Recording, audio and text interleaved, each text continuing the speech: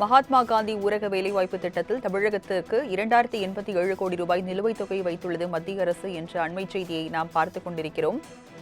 கூடுதல் விவரங்களை செய்தியாளர் நந்தினி வழங்க கேட்கலாம். நந்தினி, விவரங்கள் என்ன? வணக்கம். மகாத்மா காந்தி ஊரக வேலைவாய்ப்பு திட்டத்தில் மத்திய அரசு நிலுவைத் தொகை தொடர்பான அறிவிப்பு தற்போது வெளியாகி இருக்கிறது. குறிப்பாக மகாத்மா காந்தி ஊரக வேலைவாய்ப்பு திட்டத்தை பொறுத்தவரையில் தமிழகத்தில் செயல்படுத்தப்பட்டு வருகிறது. குறிப்பாக இந்த புதிய ஊரக வேலைவாய்ப்பு திட்டத்தை பொறுத்தவரையில் 125 நாட்கள் வேலை என்றக்கூடிய வகையில் செயல்படுத்தப்பட்டு வருகிறது.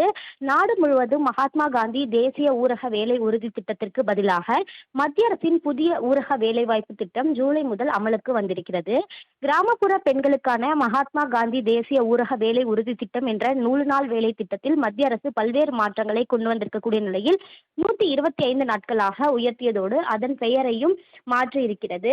இந்த நிலையில்தான் தமிழகத்திற்கான நிலுவைத் தொகை தொடர்பான அறிவிப்பு தகவல் அறியும் உரிமை சட்டத்தின் கேள்விகளுக்கு தமிழ்நாடு அரசின் ஊரக வளர்ச்சி இயக்குநரகம் பதிலளித்திருக்கிறது.